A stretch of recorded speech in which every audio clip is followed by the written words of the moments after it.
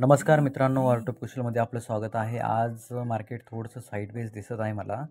त्यामुळे मी काय केलेलं आहे, आज कोटक महिंद्रा बँकेमध्ये सेल केलेली आहे 100 क्वांटिटी 175ला बाईंग पडलेली आहे आणि 177.55चा इथे स्टॉप लॉस लावलेला आहे मी. तर बघूया की ह्याच्यामध्ये माझं ₹200चा लॉस आहे इथे ठरलेला स्टॉप लॉस.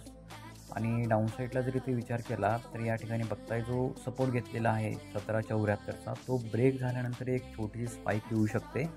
तर तिथे मी माझं जे काही प्रॉफिट होईल 200, 250, ₹300पर्यंत ते बुक तिथे करून घेणार आहे. म्हणजे जवळपास 1770 हे माझं इथे टार्गेट राहणार आहे. तर बघूया की काय होते.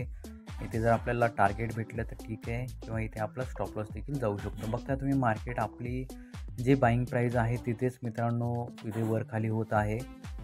थोडासा मी स्पीड वाढवलेला आहे इथे. तर बघूया की काय होतं याच्यामध्ये. कारण मित्रांनो रिस्क कधी पण ठरवायची की आपण किती घेणार आहोत रिस्क, आणि त्याच्यानुसार मार्केटमध्ये ट्रेड करायचं. आता हा जर सपोर्ट ब्रेक केला इथे तर एक छोटीशी स्पाईक इथे भेटेल आणि त्या स्पाईकमध्ये मी या ठिकाणी जे काही प्रॉफिट होईल ना 200च्या वरती इथे प्रॉफिट आपल्याला पाहायला भेटेल. तर ते प्रॉफिट घेऊन मी इथनं एक्झिट होणार आहे. आता बघा तुम्ही आपण ज्या प्राईजला घेतलेला आहे त्याच प्राईजच्या जवळपास इथे चालू आहे मार्केट. कारण ओव्हरऑल निफ्टी आणि बँक निफ्टीचा जर चार्ट इथे आपण बघितला ना तर पूर्णच्या पूर्ण साईडवेज मार्केट झालेलं आहे.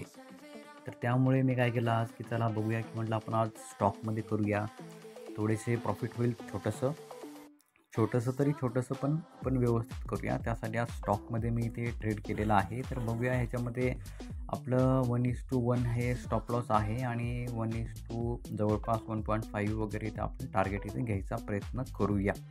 तर बघूया काय होतं याच्यामध्ये. तुम्ही बघत राहा मित्रांनो, कारण मार्केट बघा कसं एका रेंजमध्ये फसलेलं आहे. इथे आपलं एक स्टॉप लॉस जाणार आहे किंवा इथे आपल्याला एक तर टार्गेट इथे भेटणार आहे. आता 10:53 झालेले आहेत. बघूया काय होतं त्याच्यामध्ये. कारण खूप वाट बघावं लागते मित्रांनो स्टॉकमध्ये. एक पॉईंटसाठी खूप वाट बघावी लागते. ऑप्शनमध्ये कसं होतं, फ्युचर ऑप्शनमध्ये फास्ट मुवमेंट भेटते आपल्याला ऑप्शनमध्ये आणि आपण लगेच बाहेर निघतो. पण स्टॉकमध्ये रिस्क पण कमी असते आणि प्रॉफिट पण या ठिकाणी स्लो होत असतो. तर इथे बघूया आता स्पाईक इथे ब्रेक दिली पाहिजे. 30-40 सेकंद बाकी आहेत, ब्रेक देत आहे. आता खाली जर क्लोजिंग दिली तर एक छानपैकी मुवमेंट आपल्याला पाहायला भेटेल. आपलं जवळपास मित्रांनो इथे जे आहे आपलं टार्गेट आलेलं आहे 1772ला आले, 1771. आता मी इथे जे की आहे सेल इथे करतो, कारण एक मुवमेंट भेटलेली आहे आपल्याला.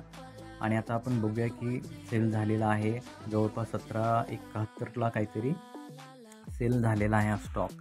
तर आता ह्याच्यामध्ये बघूया की आपल्याला किती प्रॉफिट झाला असेल. कमीत कमी अंदाजे एक ₹350 प्रॉफिट झालेला असेल. तर बघूया की किती झालेलं आहे प्रॉफिट ह्याच्यामध्ये.